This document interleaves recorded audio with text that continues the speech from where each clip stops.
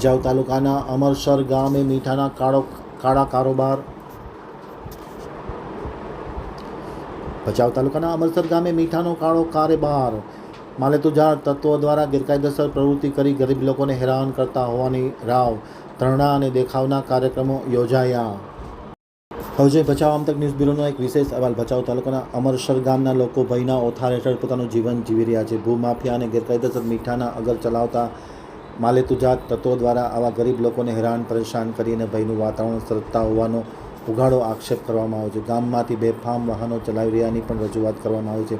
ગૌચર જમીનમાંથી ગેરકાયદેસર રસ્તાઓ બનાવી પોતાનો હેતુ પાર પાડતા હોય તેવું પણ સ્પષ્ટ આક્ષેપ કરવામાં આવ્યો છે. હજારો એકર જમીનમાં ગેરકાયદેસર મીઠું પકવી અને કાળી કમાણી આવા માલેતુજાર તત્વો કરી અને ગરીબ લોકોના લોહી ચૂસતા હોવાની વાત પણ સપાટી ઉપર આવી છે. અગાઉ મીઠાના ગેરકાયદેસર અગર માટે ખૂન ખરાબા અને ખૂનની હોડીઓ પણ રાપર પંથકમાં ખેલાઈ ચૂકી છે. ખાસ કરીને પ્રાંત અધિકારીના હુકમ હોવા છતાં પણ મામલતદાર આ બાબતે તપાસ કરતા નથી તેવો આક્ષેપ પણ ધરણા પર બેઠેલા ગરીબ લોકો દ્વારા કરવામાં આવ્યો છે. થાળી વગાડીને વહીવટી તંત્રને કુંભકર્ણની નિંદ્રામાંથી જગાડવા માટેનો આ નવતર પ્રયોગ શરૂ કરવામાં આવ્યો છે. છેલ્લા કેટલાક સમયથી ભચાઉના ફાયર બ્રિગેડ સ્ટેશન પાસે આ તત્વો ધરણા ઉપર બેઠા છે. જ્યાં સુધી ન્યાય નહીં મળે ત્યાં સુધી આંદોલન ચાલુ રાખવામાં આવશે અને જરૂર પડીએ રસ્તા રોકો આંદોલન કરવામાં આવશે એવી પણ ચીમકી આપવામાં આવી છે.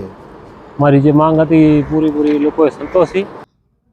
અંતતઃ સચ્ચાઈની ને જે લડત હતી એની જીત થઈ છે. ને અમારા 4-5 મુદ્દા હતા. એક તો મુદ્દો જે પાઇપલાઇન છે આપણે જોગીવાસમાં, એ તો પહેલેથી ચાલુ કરી દીધો. બીજો સફાઈનો મુદ્દો હતો. જે રોપરસર તળાવ છે એ ત્યાં લખ્યું છે કે 15 કે 20 દિવસમાં અમે ચાલુ કરશું. એમાં લખ્યો છે કે ભાઈ અમે એ કામ કરી દઈશું. મંજીભાઈ ધારણા કરવા આવ્યા, ચીફ ઓફિસરને આવવામાં શું તકલીફ થઈ? થોડીક સાહેબ હવે એનો અંગતનો પ્રશ્ન છે. મને લાગે થોડીક અહીં ખાવા પડશે ને. આપણે કહીએ ને કે આમ જુસ્સો હોય કે ભાઈ હું ના આવું જાડી જામડી. માંગો સંતોષાશે નહીં તો આગળની શું રણનીતિ? જો આ માંગો નહીં સંતોષાય તો વળી આગળનો આપણે એ જ કરશું અનશન કે ભાઈ કરો કામ અમારો, નહીં તો વળી પાછું અમે બેઠશું. કોણ આવ્યા હતા?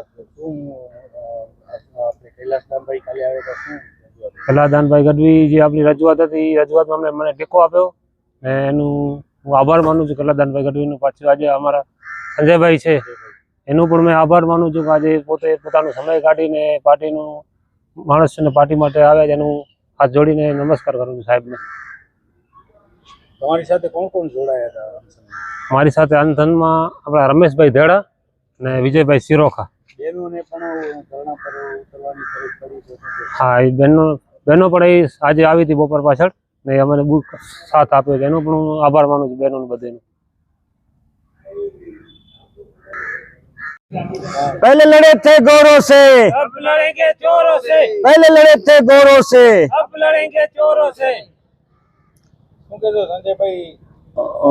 બેઠા હતા જગદીશભાઈ અને આજે પારણા કરાવ્યા છે. કુંભકર્ણની નિંદ્રામાં સૂતેલા તંત્રને જગાડવા માટે ગાંધી ચિંધ્યા માર્ગે જવાની અમારા આમ આદમી પાર્ટી શહેર પ્રમુખ જગદીશભાઈ અને એમના બંને સાથી મિત્રોને ફરજ પડી. એમના દ્વારા અગાઉ એમને આવેદનપત્ર અને અરજી ફરિયાદો પણ આપવામાં આવી. એમના શહેરની અંદર, માંડવી શહેરની અંદર વિવિધ વોર્ડ આવેલા છે. વોર્ડની જે ગ્રામજનોને ખરેખર જરૂરતો છે એવી જે જરૂરતો છે એની માંગણી લઈ અને તેઓ અહીં આવ્યા. એમની માંગણીઓ સંતોષાણી નહીં એટલે એમણે ફરી એક આવેદનપત્ર સ્વરૂપે રજૂઆત કરી કે જો અમારા માંડવી શહેરને જે મેઇન જરૂરતો છે, નળની, ગટરની, રોડની, રસ્તાની, પાણીની જે પણ જરૂરતો મેઇન હોય છે એ જરૂરતો નહીં સંતોષાય તો અમારે અનશન ઉપર બેસવું પડશે. એટલે 10 તારીખ એટલે કે ગઈકાલે 11 તારીખના એવો અહીં અનશન પર બેઠા અને આજે 36 કલાક ઉપર જે સમય થઈ ગયો છે. ત્યારબાદ અમારા ગઈકાલે અમારા પ્રદેશ કાર્યકારી પ્રમુખ શ્રી કૈલાસદાનભાઈ ગઢવીએ પણ અહીં મુલાકાત લીધી હતી. આજે હું આવ્યો. અમે ચીફ ઓફિસર શ્રીને મળ્યા અને હેડ ક્લાર્ક શ્રી મંજીભાઈને પણ મળ્યા અને એક રોડનો જે પ્રશ્ન હતો એ બાબતે એમને પ્રમુખશ્રીની પરવાનગીની જરૂરત હતી. ત્યારે નગરપાલિકા પ્રમુખ હરેશભાઈ વિંજોણાને પણ અમે ફોન કરી અને આ બાબતે જાણ કરેલી અને હવે એમને એમ લાગ્યું કે હવે અહીં લોકો વધતા જાય છે, આમ આદમી પાર્ટીના લોકો પણ બારેથી અહીં આવતા થઈ ગયા છે. એટલે ના છૂટકે એમણે જે એમની માંગણીઓ હતી એ માંગણીઓ સંતોષવા માટે પહેલાં મૌખિક વાત થઈ અને ત્યારબાદ એમણે લેખિતમાં બાંહેધરી આપી છે. અને બાંહેધરી હવે ફરી નહીં થાય તો અમે એમ કહીએ છીએ કે હવે દર વખતે ગાંધી ચિંધ્યા માર્ગે અનશન પર જવાની આપણે ફરજો ન પડે એ જોવાનું છે. અને બંધારણ જે બાબા સાહેબ આંબેડકર દ્વારા લખાયેલું છે એની અંદર આ તમામ વસ્તુઓ, તમામ મુદ્દાઓ છે કે તમામ લોકોની જરૂરતો છે એ પૂરી કાઢવાની આ જવાબદારી તંત્રની, વહીવટી તંત્રની છે. એટલે હવે આગામી સમયમાં વીર શહીદ ભગતસિંહના માર્ગ ન અપનાવવા પડે, ગાંધી ચિંધ્યા માર્ગ પછી શહીદ ભગતસિંહના માર્ગે ન જવું પડે એની નોંધ તંત્ર લે અને જે બાકીના કામો રહી જાય છે એ કામો તાત્કાલિક પૂર્ણ કરી આપે અને માંડવી શહેરની સુંદર વ્યવસ્થા કરી આપે એવી આપ મીડિયાના માધ્યમથી પણ અમે અહીં અપીલ કરીએ છીએ.